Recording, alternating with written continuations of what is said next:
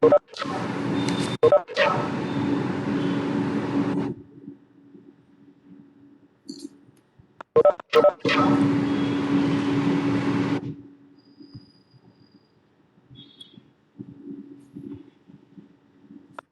morning to all of you. We were having a look at different aspects, different concepts in yesterday's class.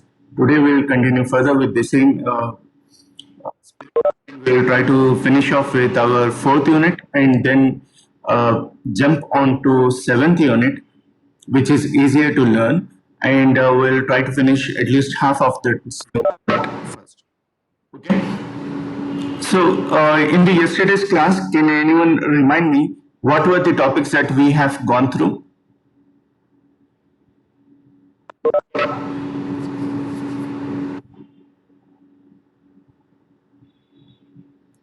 Yesterday, we had a look on to different concepts like what is a class. We came to know that class is a definition of an object. So we came to know that what is an object when we try to assign some values to the member variables and functions and trying to allocate memory to them, then that particular instance of that class is called as an object. So in short, we will say instance of a class is a object. So later on, we went and we had a look on to what is a constructor, and we had discussed various properties, various characteristics of the constructors. And then we had a look on to what is inheritance and how do we inherit one class properties into another class. And the class which is getting inherited is called as superclass. The class which is inheriting those qualities from another class is called as a subclass. And for inheriting, we will be using a keyword called as extends. Can anyone remind me back what was the keyword or the symbol that was used in case of our C++? For inheriting one class into another class, what was the keyword or the symbol that was used in our C++? Can anyone remind me back?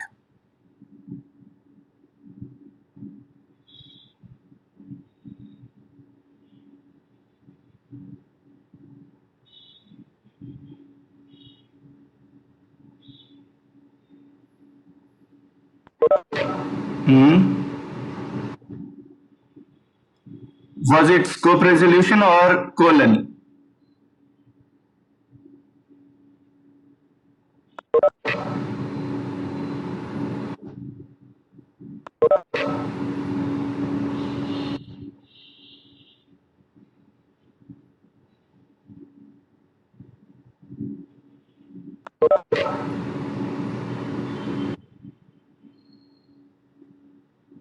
Got confused, right?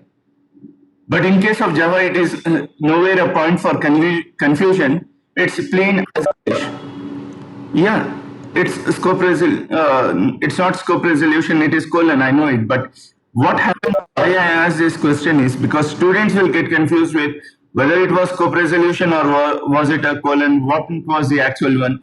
And if the error comes, they will change it one for the other, and they will think that okay, I may be mistaking this particular line. So they will try to resolve that error, and it will create one few lines of errors again back. So that was the biggest drawbacks in C++. But in Java, it's plain and simple. Just write the class A extends class B. That's all. So it's simple. So that was the benefit of our Java over C++ in case of inheritance. Now, in case of inheritance, again Java has removed which type of inheritance. Java doesn't support which type of inheritance. Can anyone list it out?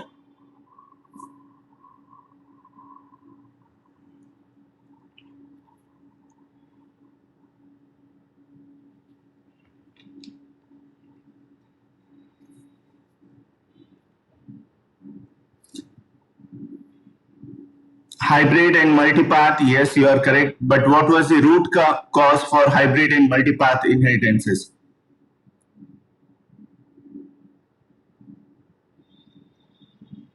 Single multipath.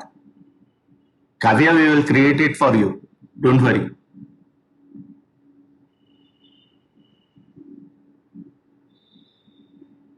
Multiple inheritance. Yes, Sanjita, you are right. There was the biggest drawback coming from multiple inheritance, and that was ambiguity. There were two functions defined in class A and class B, which were having the same name, and both class A, class B were separate classes. Now, when two separate classes are being inherited into class C, and when the object of class C is making a call to the function, the compiler was getting confused whether to make a linkage to the class A's functionality or to class B's functionality.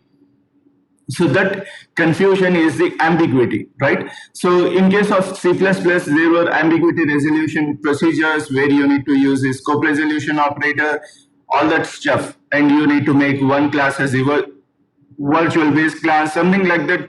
You worked around and you had a solution for it. Java says, why to go with a problem and then find the solution? Just remove that problem itself. So Java doesn't support multiple inheritance, thereby it doesn't has hybrid inheritance and also multi-path inheritance. So what were the three inheritances that were there in Java? Please list it out quickly.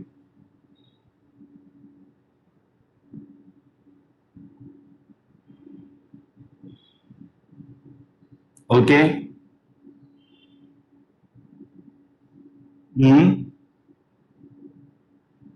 Single inheritance, multi-level inheritance, one more. Hierarchical inheritance. Very good. So we had a look on to all those aspects yesterday, and yes, we had a look on to all those aspects yesterday, and we were trying to get to know few more concepts. Like for example, if I use a final keyword, what will happen? We will be trying to avoid. Yes, Neha, three inheritances are there. Correct. We were trying to avoid inheritance of one class into another class, inheritance of one functionality into another functionality. What was a keyword which was stopping the inheritance of one class into another class? Can anyone remind it?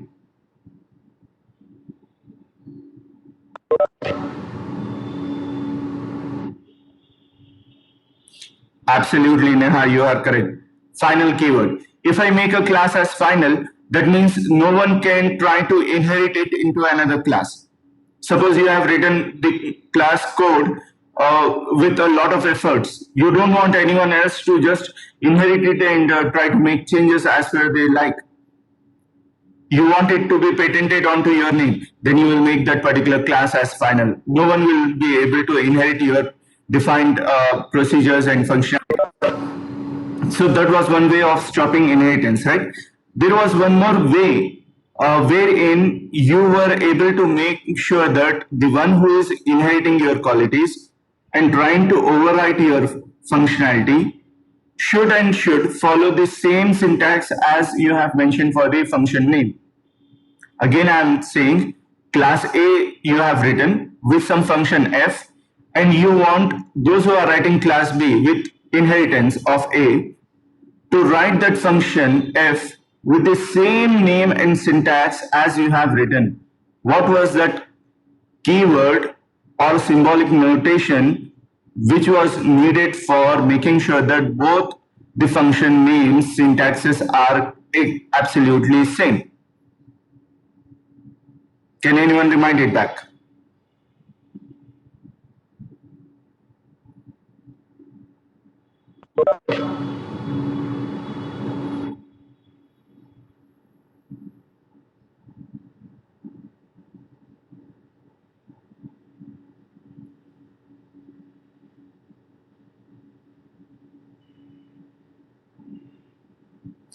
Repeating the question again, listen carefully. There was class A which was containing a function f with some list of parameters and some return type. Class B is being written with inheritance of A. And in class B, the function f is being overridden. Now when it is overridden, I want the same name as it was there in class A to be there in class B also. If the user makes any simple error also, then it should give a error message or a warning message telling that the class A's functionality is not being overridden properly. What was that annotation or what was that keyword which was required for? No, it was not this keyword.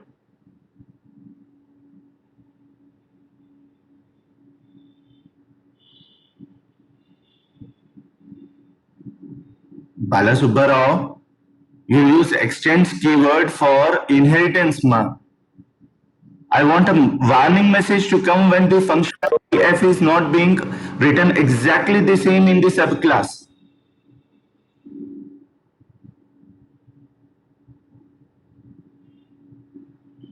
Forgot.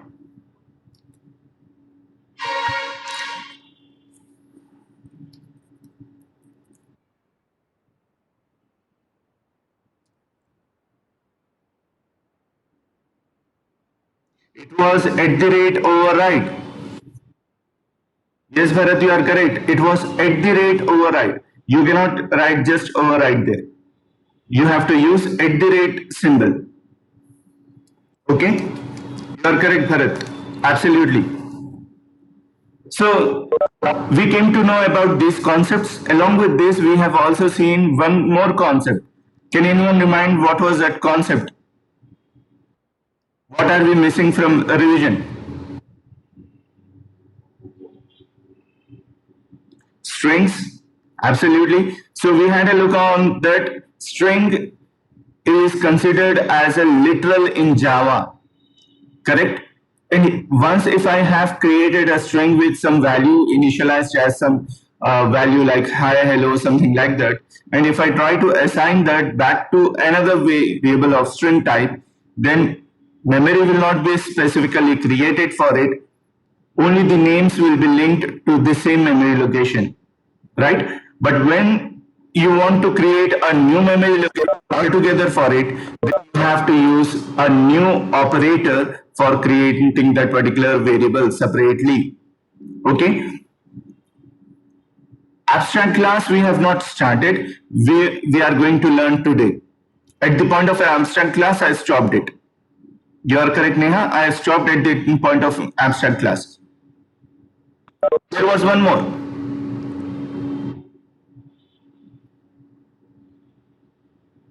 There was one more concept.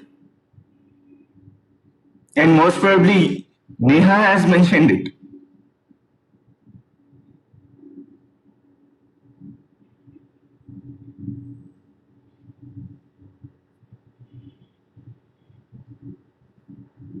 Be quick. We'll start with our class next.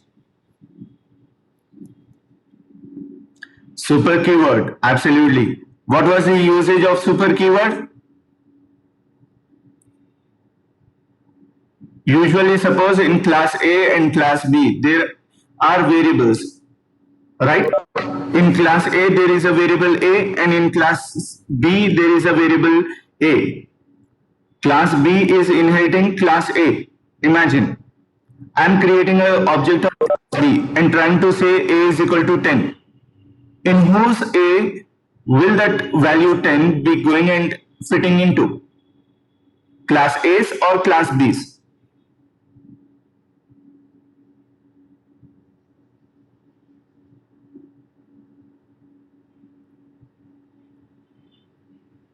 No.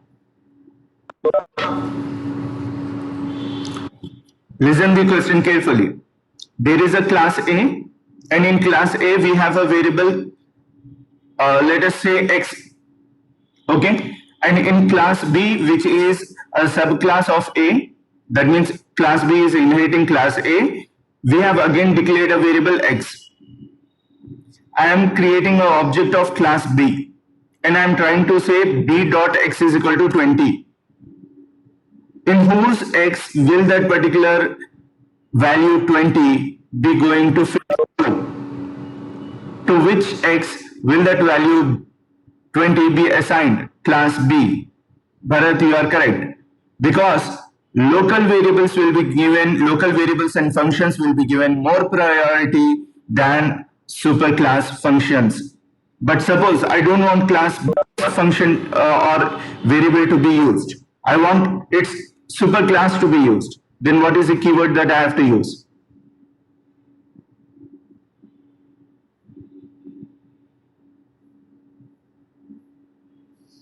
Absolutely. I have to use a keyword super in order to assign it.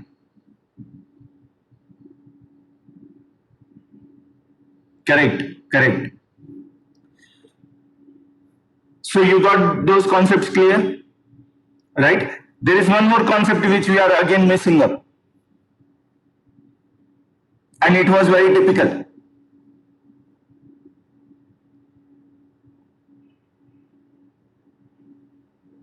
As a hint, I will say it was having 6 functionalities.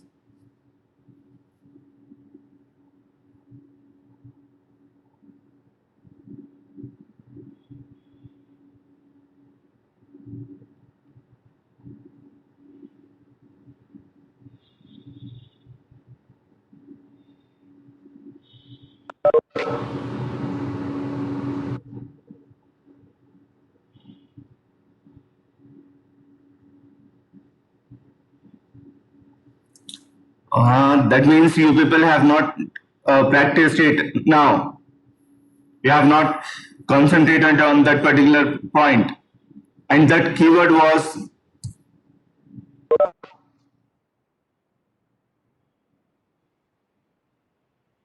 as an assignment now. You have to practice this keyword and you have to send that particular assignment back to me.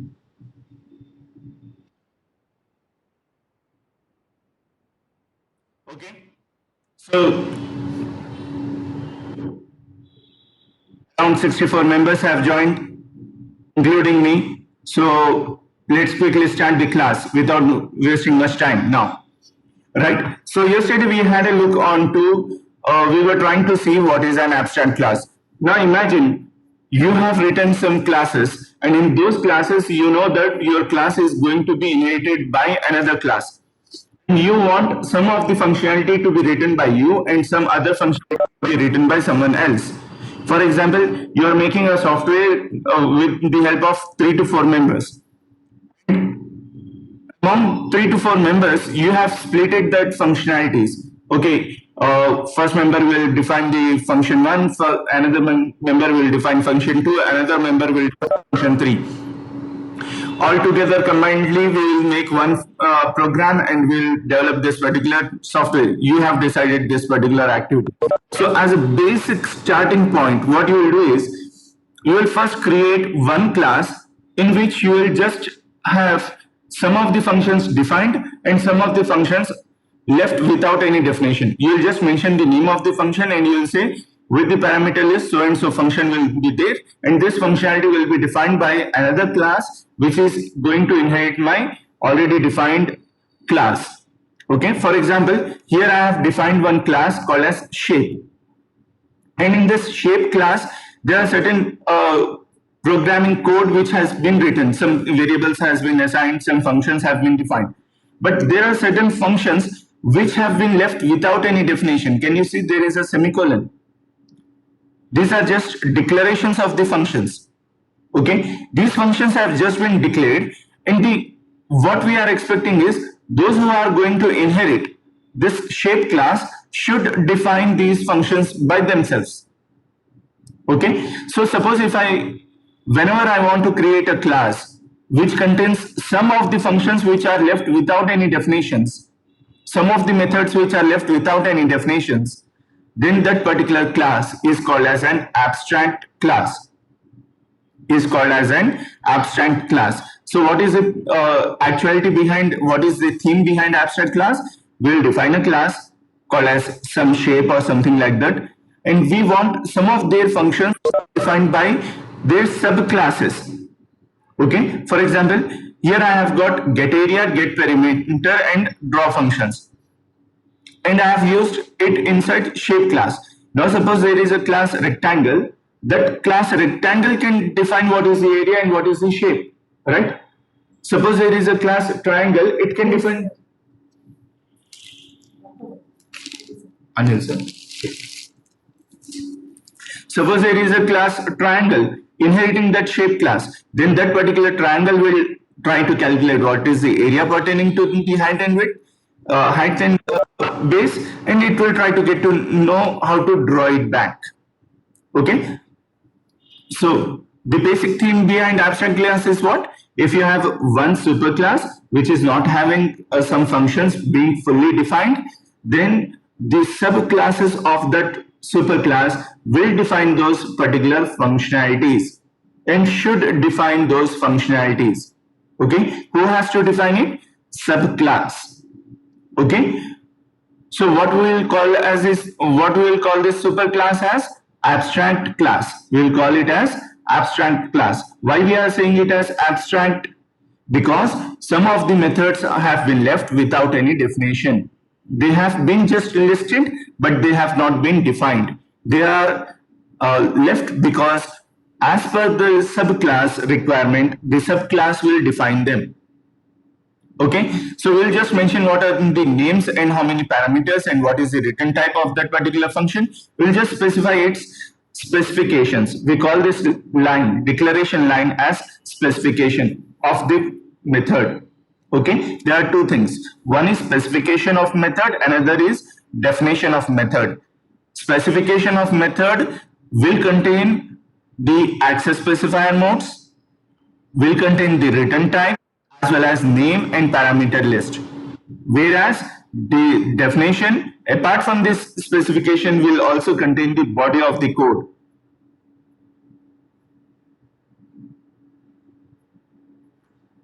So is this point clear? So what is an abstract method? Abstract method is a method with only signature of the function. With only signature of the function. That means it will contain only the specification part of the function. That is method name, list of arguments, and return type. Without any implementation. Do remember this thing. The method definition will not be specified. That particular method is called as abstract method. And any class which contains abstract methods is called as an abstract class. Is called as an abstract class. Do remember we are writing the abstract keyword before the method, which is left without any definition, as well as since this abstract method is present inside the class shape, we are going to write a keyword abstract for that particular class also. Okay, this question has been asked in multiple competitive examinations. Does an abstract class have an abstract keyword before the class name? Yes, it has an abstract keyword before the class name. Do remember that particular thing. Okay, and where are we writing this abstract? We are going to write this abstract keyword before the access specifier. Before the access specifier. Do remember this thing. Okay, so one more thing. Have we defined this abstract method fully? Have you specified the body of the abstract method? Yes or no? Be quick.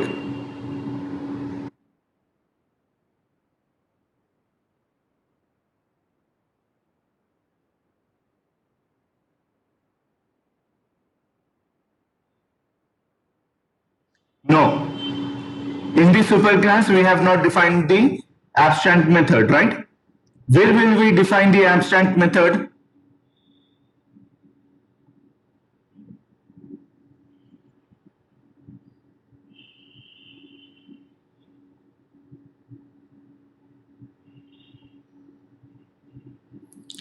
Where will we define the abstract method? Neha, in the subclass, right? In the class which is going to inherit our abstract class. Okay.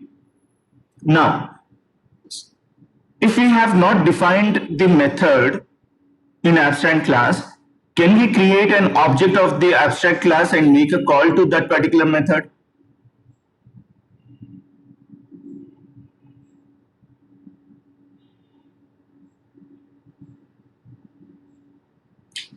Again, I'm repeating the question. Can we create an object of the abstract class and make a call to the abstract method? Yes or no? No. Correct. Because even if you try to make a call to it, what will be the functionality that should get executed? What are the steps that are to be executed? There is no body. How can we execute it?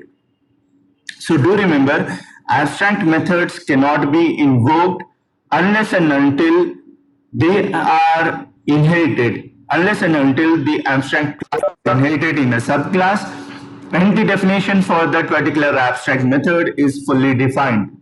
That too, this abstract method cannot be invoked using the abstract class object. It can only be accessed through the subclass which has already defined that abstract method. It can only be accessed through the subclass object which has already defined that particular method, abstract method. This is again a competitive question. In many competitive exams, this particular question has been asked. That's why I have stressed so much on it. So do remember this particular point. So, in simple terms, abstract class is incomplete. We have not fully defined all the abstract methods, and hence it cannot be instantiated. Instantiated means its object cannot be created. Okay, what are the uses of abstract class? How do we use it? First of all, after defining the abstract class, we have to derive it into a subclass. Okay, we have to derive that abstract class into a subclass. Then we have to override the abstract class methods and try to provide the functionality of that particular abstract methods. We have to override that particular abstract methods and we have to provide the functionality of those abstract methods. Now we have to create an object of the subclass. We have to create an object of the subclass and then make a call to that particular abstract method using the subclass object only. Okay. So those are the three steps which you have to follow whenever you are trying to use an abstract method, abstract class. Okay. Imagine if the subclass is also not providing the implementation. What will happen? Then, if the subclass is not fully defining all the abstract methods, suppose there were three abstract methods and the subclass has provided only the definition of one of the methods. Two are left without any definition. Then, even the subclass has to be declared as abstract class and the remaining two methods should be specified. Their signatures should be specified with the keyword abstract before them. And that abstract subclass should get inherited by another subclass. And this process will go on unless and until all the methods, all the abstract methods have been defined fully. Okay? So, to have a particular program, I have kept this particular program in that picture programmed up. We have seen the class diagram there in the previous slide, right? To have this to be demonstrated up, I have kept this particular program. Please go through this particular program. It is going to contain one class called as shape with a variable called as color, and we are trying to have one particular constructor and we are trying to assign a value to that color of our member variable. Now there is one method called as toString wherein we are trying to write something, shape of color is equal to so on, so something is being done.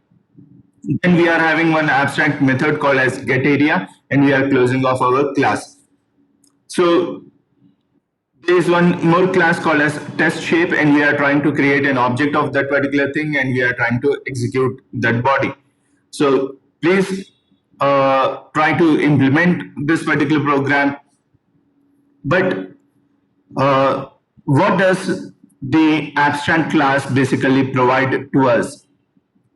It provides us a format. It says that if any subclass has to define the functionality, And these are the functions which may be defined.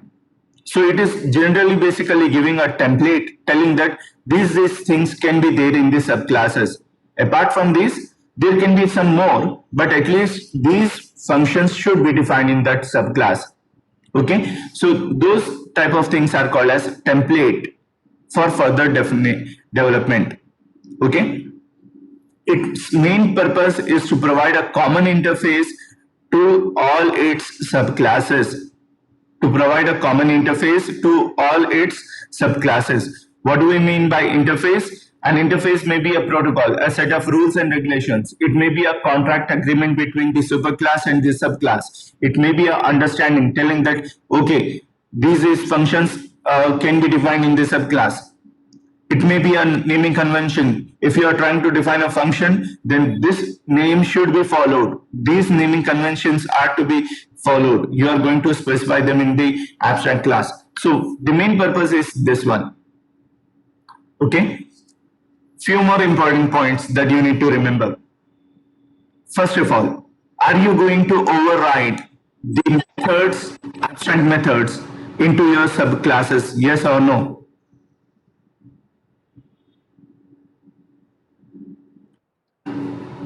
Are we going to override the abstract methods in the subclasses? Yes or no? Yes, definitely, right? If we are going to override them, can the abstract methods be declared as final?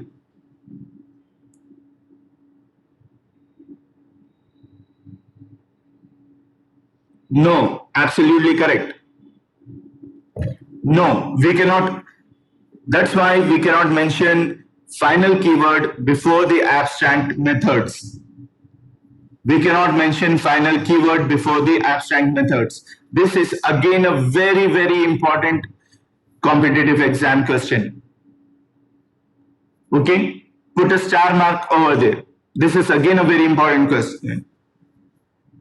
Can we specify a final keyword for an abstract method? Yes or no? No. Next. Are we going to access these methods outside of our class? Yes or no? We are going to define those methods outside of our abstract class. Yes or no? If they are going to be accessed outside of the class for their definition, can we make them as private to that class?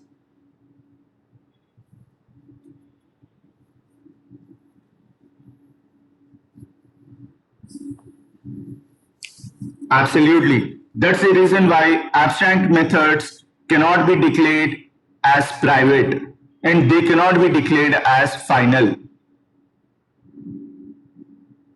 Clear?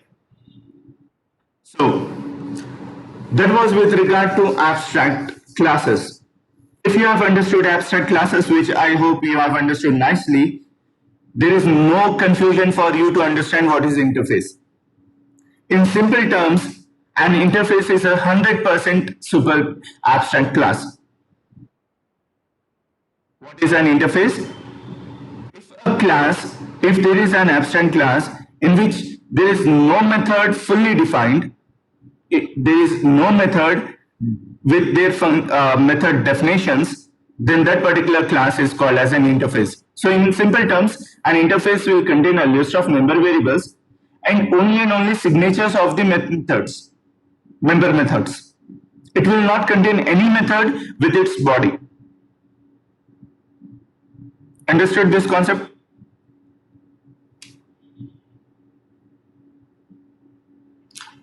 What is an interface? It's a 100% abstract class. So what do we mean by 100% abstract class? An interface is a category of a class in which there will be no method with its body. Only a list of methods will be given with their signatures, but no method will be defined in the abstract class. That particular class is called as an interface. We'll not even call it as a class now. We will call it as an interface. Clear?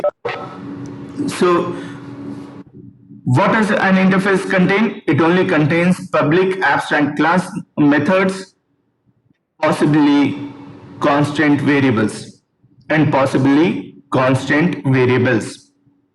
Why I'm telling for constant variables, you will learn it later. It's a little high-end point. Don't worry about it now. In simple terms, interfaces will contain only constant variables, constant member variables, and only abstract methods. Only and only public abstract methods. Only these two things will be there in your interfaces. So instead of, since I said that we will not even call it as a class, what we will do is we will keep a keyword called as interface instead of using class as a keyword.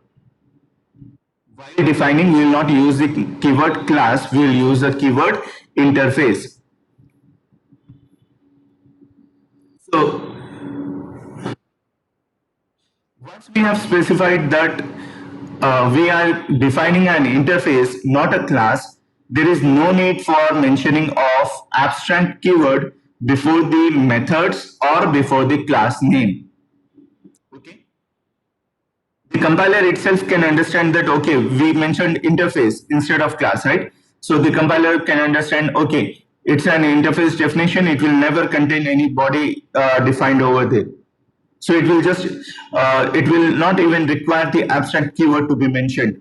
This is again a competitive exam question. Will there be any abstract keyword necessary for the methods in an interface? Yes or no? Do we need to write an abstract keyword before the member methods in an interface? Yes or no? No, it's not necessary because compiler can easily understand it's an interface. Interface means it will be 100% an abstract class, right? So can an interface be instantiated? Can an instantiated means its object can be created. Can an interface object be created? Yes or no? No, absolutely correct. An interface object cannot be created. So what do we require? We require a subclass which can inherit that particular interface, right? Since we are not using the keyword class over there, we will not use extends keyword. We will use implements keyword. We will not use extends keyword, we will use implements keyword. Clear to everyone now? In case of interfaces, we will not use extends keyword, we will use implements keyword. Is it fine?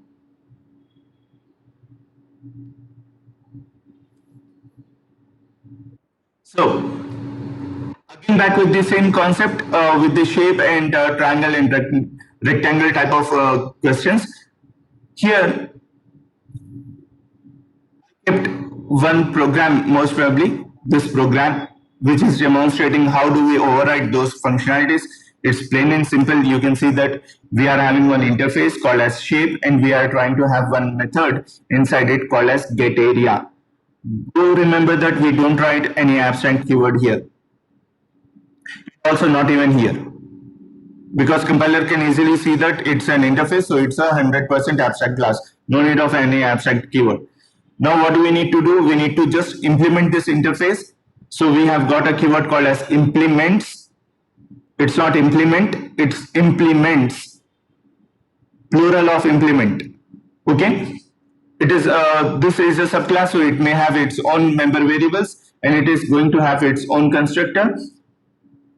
Now it should have one function which should be defined. So we are defining that particular function in the below part. And do remember, I'm using a @override symbol, trying to say that to the compiler, if this particular name is not present in the superclass, then give me an error. I'm telling to compiler that I'm overriding a method. That means I'm trying to define a method which should be present in the superclass. If there is any name error over here, Do not treat it as a new method. Give an error message to me. Understood? So just like rectangle, we have got triangle also mentioned over here with a test program for it. So please go through those things. So now coming on, there is one more question in the Vivas or in your interviews they will ask. Okay, an interface is a 100% abstract class, right? So what is the main difference between abstract and interface? Which one will be better? It depends on the usage. Simple term. Simple answer it all depends on the usage. If you want a class which should have some of the functions being defined and some of the functions to be let to be defined by the subclass, then create that class as an abstract class. If you have a class in which there is no method to be defined, but all should be done by the subclasses, then define an interface. Okay, so this was the benefit of interface and an abstract class. Now, there is main important point why this interfaces was introduced in Java. The reason is Java doesn't support multiple inheritance, right? Why it was not able to support multiple inheritance? Because there was one ambiguity coming, which definition should get executed. Class A's definition or class B's definition for the function f. This confusion, this ambiguity has been resolved with the help of interfaces. What we'll do is an interface will let the subclass to define its own body, right? And we know that when we create a subclass object, always there is a possibility that the higher priority will be given for the subclass functions and variables.